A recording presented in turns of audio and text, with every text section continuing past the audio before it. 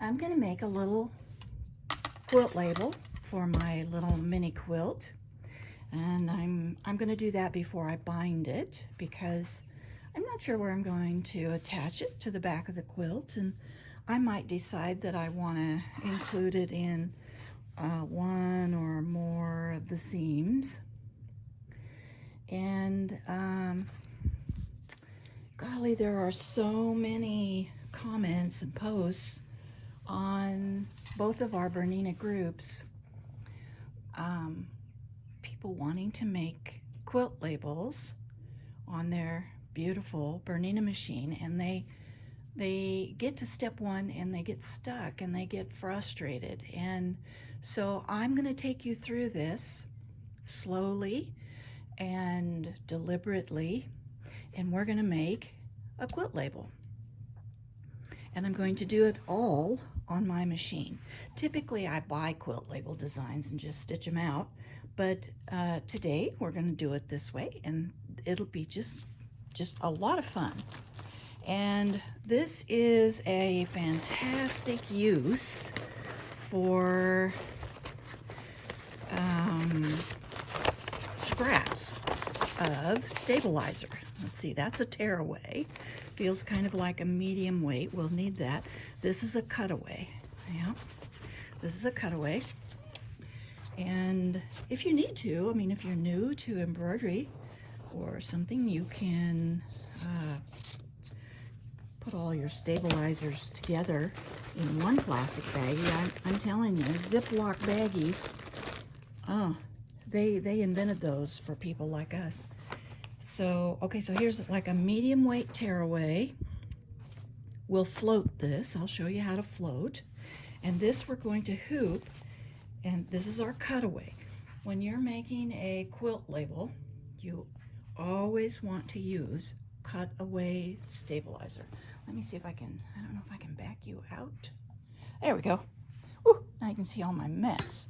I'll scoot you over a little bit. That way I can show you a little better. Okay, so I have my, this is my medium hoop. There's one smaller than this, which would work.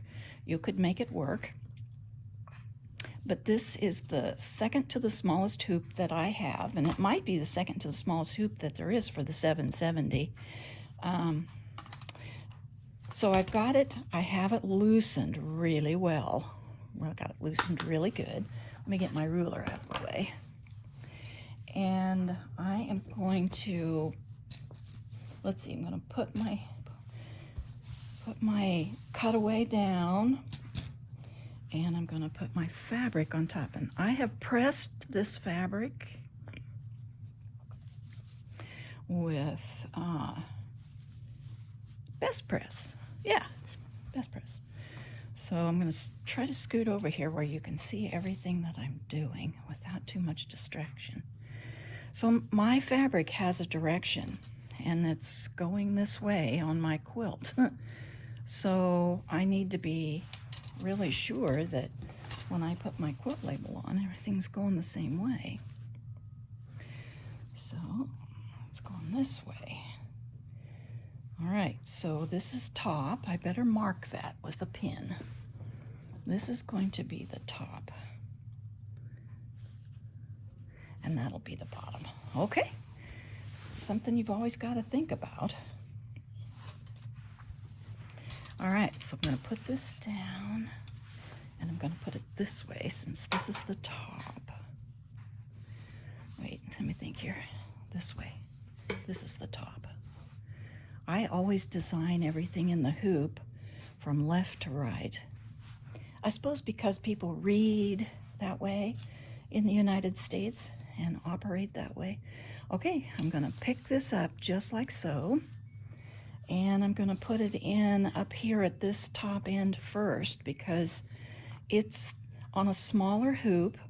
It's the end that doesn't have any give to it. This end, when you get down to this end, it'll open up here and give you a little bit of tension. And I should be on a flat surface, and here I am doing this on top of my quilt. So I'm let's tighten this up a little bit. I'll tighten it up just a little bit, and I'm just going to make sure that I'm nice and flat. Very good. Very, very good.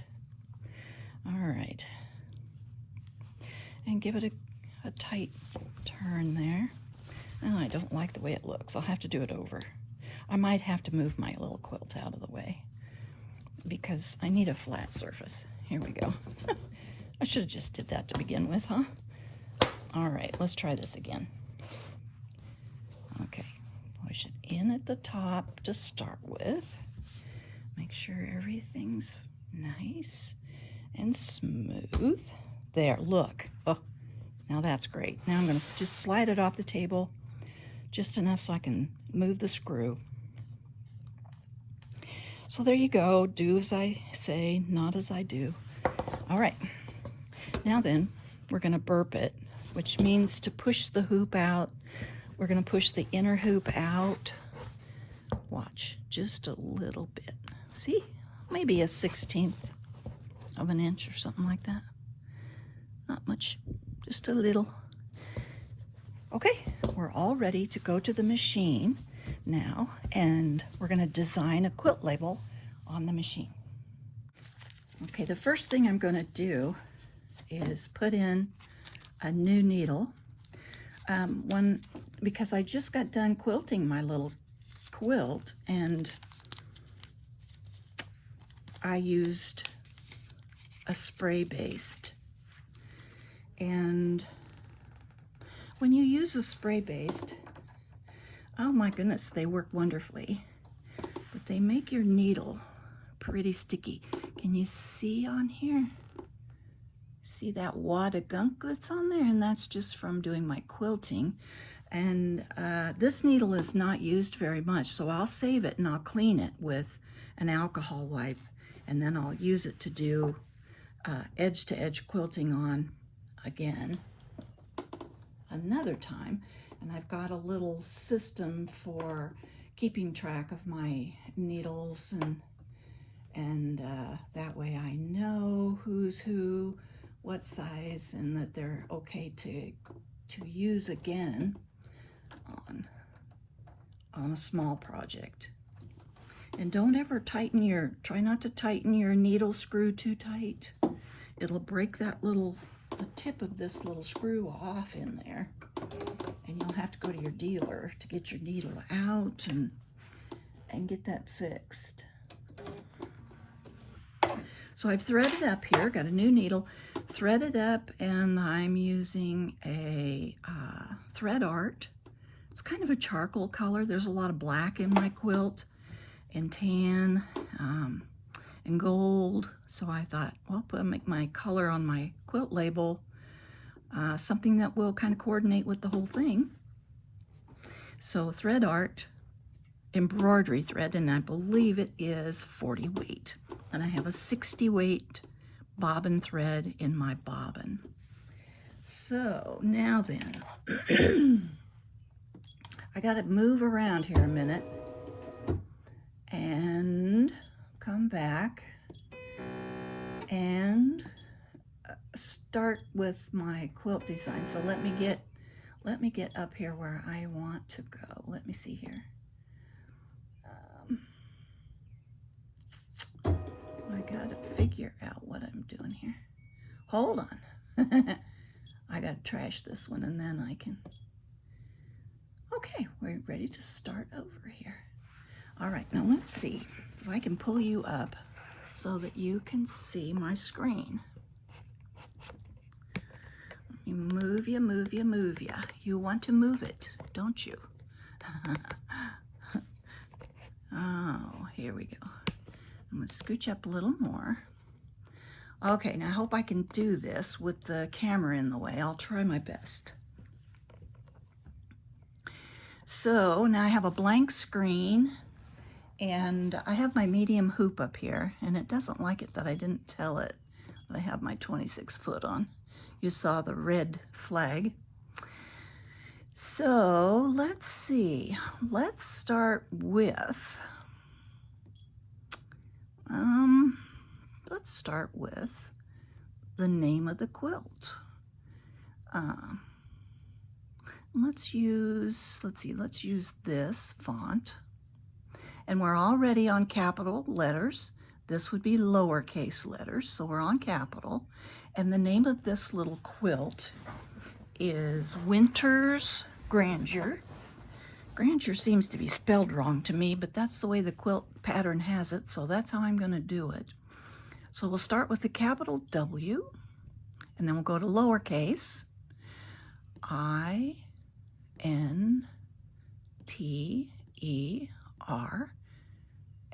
Winters, space, back to capital, G, back to lowercase, R-A-N-D-E-U-R.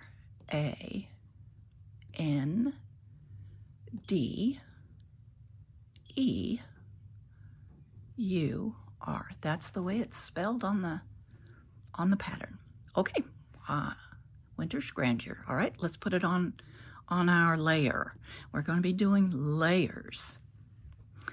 And it's already changed the hoop, so we'll go put it back to medium. And look how big it is. It's too big to fit in this hoop. So we're going to fix that, and we're going to go to our information. I means information. And we're going to resize it. We've got an arrow which goes towards a little box. This is our resize icon. So we're going to resize it, and the height and the width is linked. We can turn this link off, and we can turn it on. If you turn it off and you only use the height, your letters will get really tall and skinny. If you only use the width, they'll get short and fat. If you leave the link on, when you resize your letters, everything will resize equally. So let's take this down. You see it says 100%. Let me see here. Get you close. Pull you in close here. All right, so it says 100%. So I'm going to use my knob here to the left. To the right. I do know my left from right. I really do. Okay, so I'm going to use my top knob on the right, and I'm going to take this down to about 65%. Now I'm working within the machine. I'm not working with a purchased file. So let's see. This is going to be too long. I think we're going to have to go back and take Grandeur off and put it, let's go back here. All right, let's go back and let's see if we can, if it'll let me edit that. I don't know if it will. Might not. Well, let's rotate it. We'll rotate it 90 degrees and 90 degrees and 90 degrees, and it's still too big. So I think I am going to have to go and take that off. Let me see if it'll let me do it. Nope, it won't. So let's see here. Oh, edit. Edit. Okay, come on now. Let me do it. I know there's a way.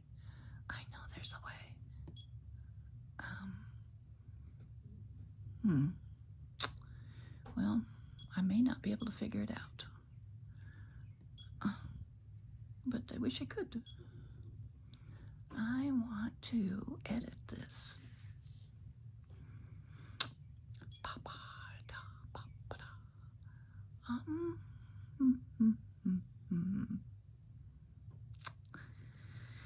Well, I don't think it's going to let me move this around at all. So, well, let's just start over. What the heck? We'll just trash this one and we'll start over. So, okay, let's go again. I know there's a way to do that.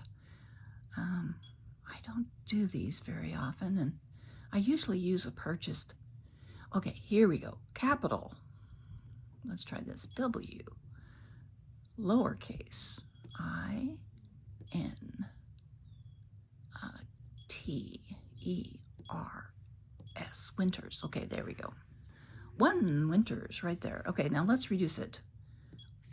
We're going to go down to like 65% or something like that. We'll see what it looks like at 65%. Oh, I didn't put an apostrophe in there either. And medium hoop, yep, we're doing good. Let's rotate it. I'm going to rotate it 3 times 90 degrees. You could do it 1 degree at a time if you want to by using the knob. And let's move it over here, maybe right about, I don't know, right about there. Okay, I like that. Now let's go back and close out of here. Yeah, that looks good. Okay, next word. We're going to bring the next word down because remember it was too long. That's why we had to start over and I couldn't figure it out. But so remember I said we're doing things in layers. So here is our next layer. See, it's like this is the cookie sheet and everything that we're going to put on top is the cookies. So we'll add a cookie and that's the font we want.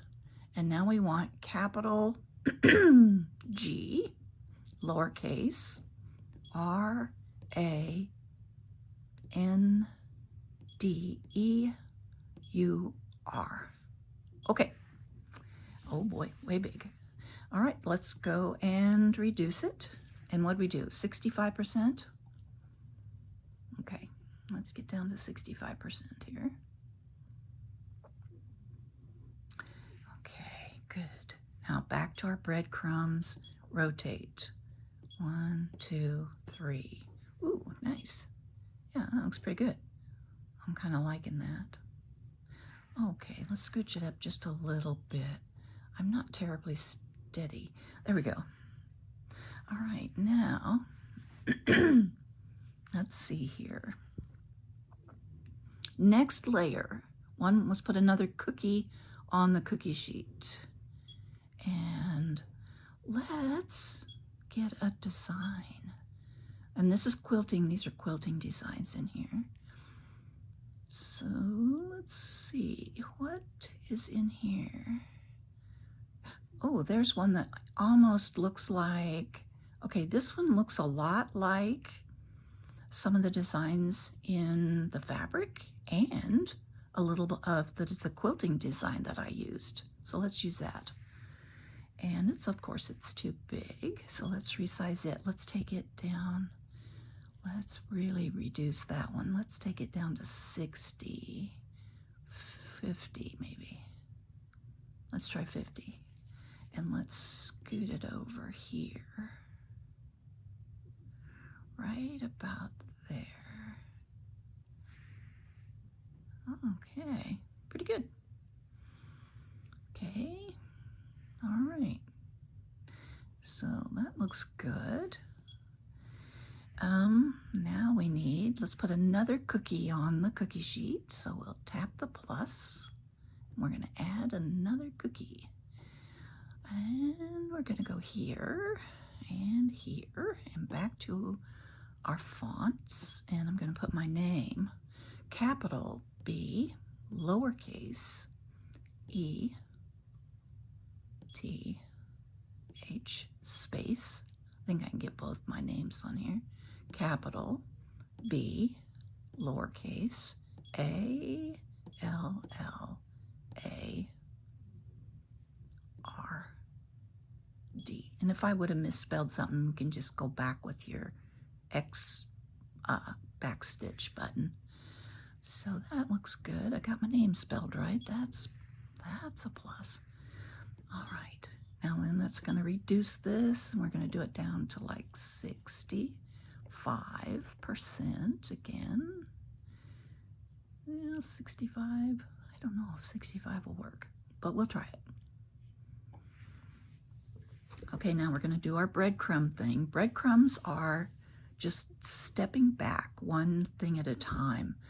So this is where we're going to go back, and we're going to rotate 1, 2, 3, just like we did our other things that we've put on in our hoop here. All right, so we're going to move these things around a little more here before we're done. I think we're getting a little tight, but we need the date. So let's add another cookie to the cookie sheet. We'll touch the plus. We'll add one more cookie. Same font, but now we're going to go with numbers. So we'll tell it we want numbers. 2021. I could put the month and that in there, but oh well. Okay, resize. And let's try 65%. And if it doesn't look quite right, okay, rotate, rotate, rotate. Move it over. Move it on over. It's too big. So let's go back and reduce it a little more. Come on, let me reduce. Let's go down to 50 on that. See what happens. Oh, I kind of like it. That looks good to me. All right. So let's touch winter over here. Even though it's not highlighted, I can touch it and it'll jump to that layer, that cookie. So here's winter. Let's move it up just a bit. Let's move grandeur up just a bit. Yeah. Now then, let's find out where our little flowers are. They are too close. There we go. Let's move 2021 over here. And move my name up just a little bit. There. Whoops, I'm touching. Okay. Okay, I like this a lot. I'm going to use this. I'm going to stitch everything in the same color, and it's going to be that charcoal color. Now, if I had a 790, down here underneath the check icon, there's another icon that would let you group everything. So it would all be one design. And if you were going to do it all in the same color, I believe it's on the 882 and the 830. I don't know, but I know it's on the 790. Anyway, you wouldn't have to stop and push the start button again. But the way my machine is designed, it won't let me group these things. At least I don't think it will. I don't know how, and there isn't any group icon, so I don't think I can. But anyway, I'll have to ask Michael. But anyway, I like this, and so I'm going to stitch it out. And so just a little bit of information there for you on the grouping. So let's okay, we're all done with all our editing and bebopping around. Let's go ahead and tell the machine that we're completely done playing with it and we're ready to stitch it out. I've got the medium hoop. I've got everything resized the way I want it and rotated. So we're going to touch this needle and it's going to send it to the machine and say, this is it. Yes, go for it. So it's asking me for the hoop.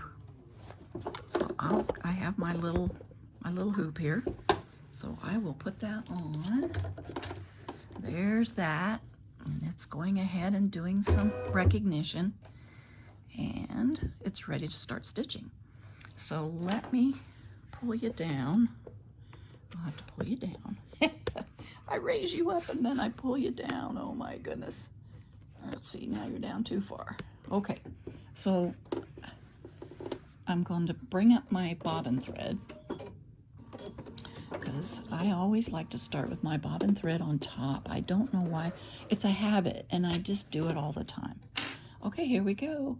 And I'm a little bit past halfway on speed, so I'm going to slow down just a little because there's quite a bit of satin stitching in this font that we picked. So here we go. Oh, I forgot something. I forgot something really important. Hold on. I have to go get it. Actually, I forgot two really important things. Remember I said that I was going to float a layer of tearaway underneath there, and I forgot to put that under there. But since we only have a couple stitches, we're going to be able to save the day. I left my scissors over at the workstation too. So, okay, I'm just going to float this, and this is kind of what floating is just sliding a piece of stabilizer under here. And then as soon as, I don't spray it or anything, as soon as the machine stitches, it's caught, and it'll take it along where it needs to go. Wow, where'd my thread go? I lost my thread. Oh my gosh. Well, I'll have to rethread. My thread's gone. Okay, here we go. I must have clipped it with something. All right, just take a second. Small cardiac arrest there. Where'd my thread go? Ooh, I can barely do it. I'm so close to my module. All right, there we are. Okay. Now then, whoa, now it's wrapped around. What kind of day am I having here? All right. Now get on the right side, the sunny side. Okay. All right, let's go. Now, the reason I'm using 2 layers of stabilizer is because you should never embroider with only one. It doesn't matter what you're doing. You should always, always, always use 2 layers of stabilizer. Both in the hoop, one in the hoop, one underneath, one on top, something. 2 layers. Okay, here we go.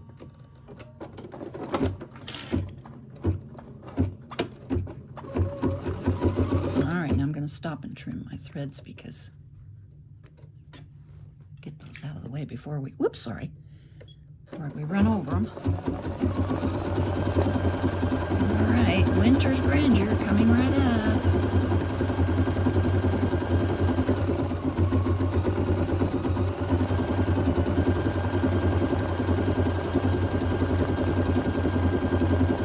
So I hope this helps you learn how to use your fonts and numbers and designs inside your machine. So definitely give it a try. Definitely give it a try. You can do it. You can make all kinds of quilt labels. Labels for your jars in your kitchen. Anything. Label.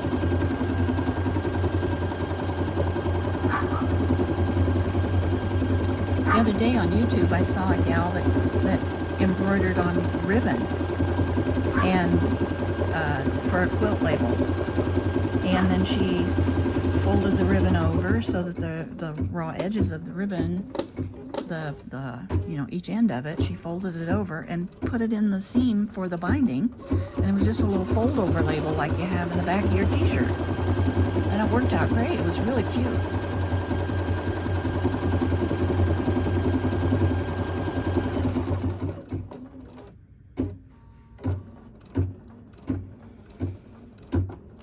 This is going to take 23 minutes to stitch, so I'm going to,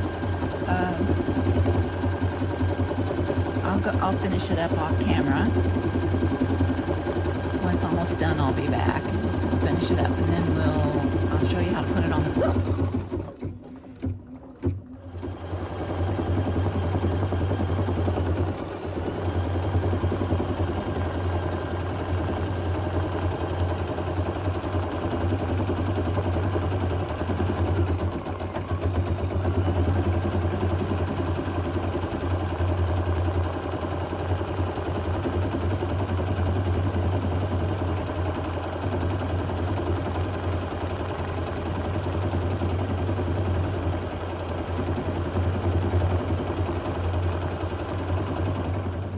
I have about 1 minute left, and I'm almost done. It's just finishing up stitching the date, and this has stitched out just perfectly. I didn't have any thread breaks or nothing, no problems whatsoever.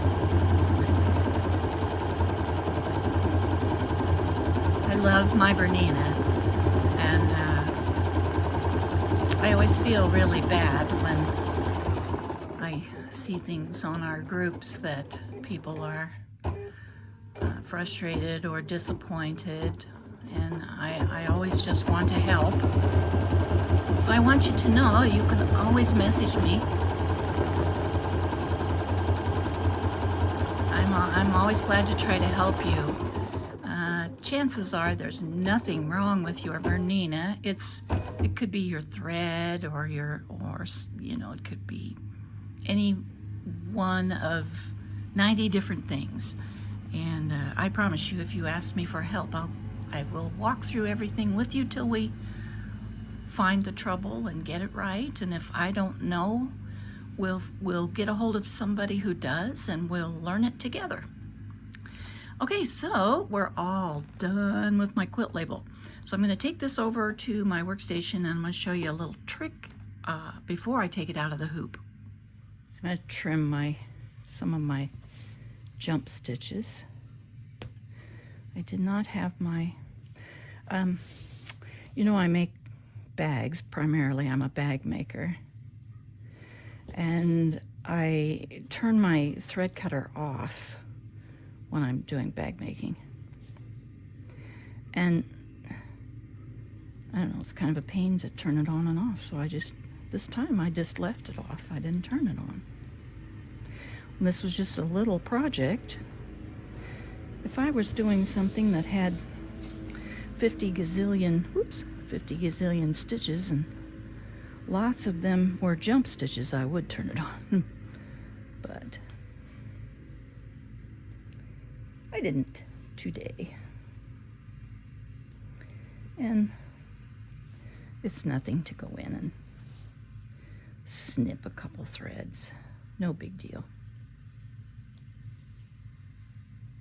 At least not to me. Maybe to somebody, but not me.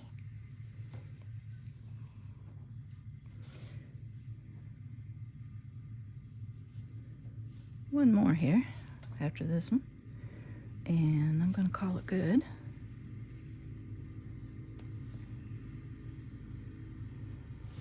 Okay, well, maybe I better do this one. It looks kind of wonky, doesn't it? Okay.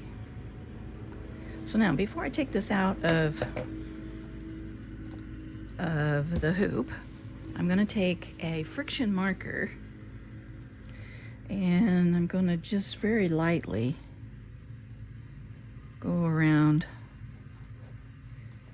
the edge of the hoop, right where my label sits in there.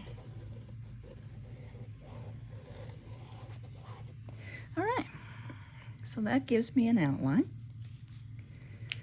Makes it easy. And then I'm gonna take it out of the hoop.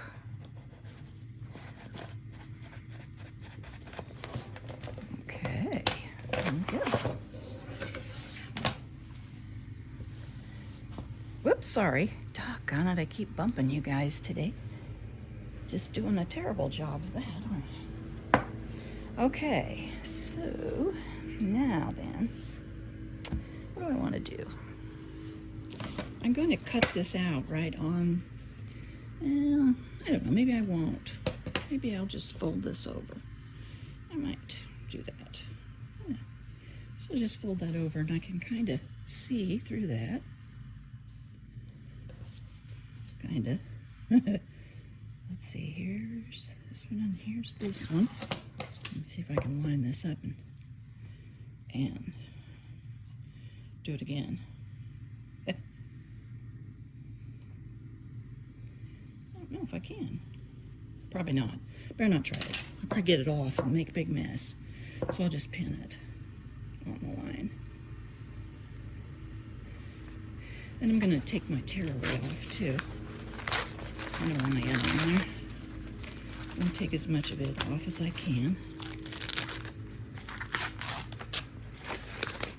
This is where you can take your frustrations out. The dog barking, and the husband, and all that. Okay, there we go. I don't think that was enough frustration release for me. today, but it'll have to do. So I can kind of see through this. So when I get over to the sewing machine to sew this up, I'll be able to see it. I know you probably can't on camera, but I can see right through here. Just have to hold it a little different. So what I'm going to do is I'm going to go back to the basic menu and sew right on this line. After doing all that patchwork sewing on the line, I'm kind of used to it. So, all right, so I'm going to take this over and I'm going to sew, and I'm going to do it all the way around. I'm not going to leave an opening. I'll be right back. All right, I have cut all the way, or I have sewn all the way around. And I'm going to cut this out with pinking shears outside my stitching. Be real careful, if you do it this way, be real careful not to cut into your stitches, your threads. That would not be very fun. You'd have to do it over, I suppose. Or maybe just come in closer, do another line of stitching. Most of the time, things are not a total loss. Okay, there we go. All right, now, very carefully, I'm going to pick this apart like so, and I'm going to make a little cut here in the back. Just a little cut. And then I can go in and cut a little more this way, and a little more this way, and then we'll turn it right side out. I might have to go get my press and turn tool. And then we'll press this, and I will decide where I want to put it on the back of my quilt.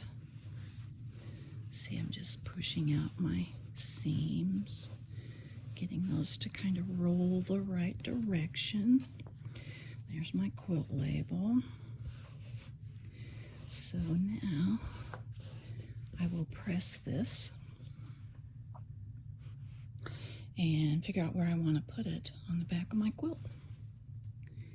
And then I'll just slip blind stitch it down, and it'll be pretty. And then all my little willows that are in the fabric, the little willow print, they're all going to be going the right direction, so this will look like it blends right into the back. Yeah, that'd be pretty.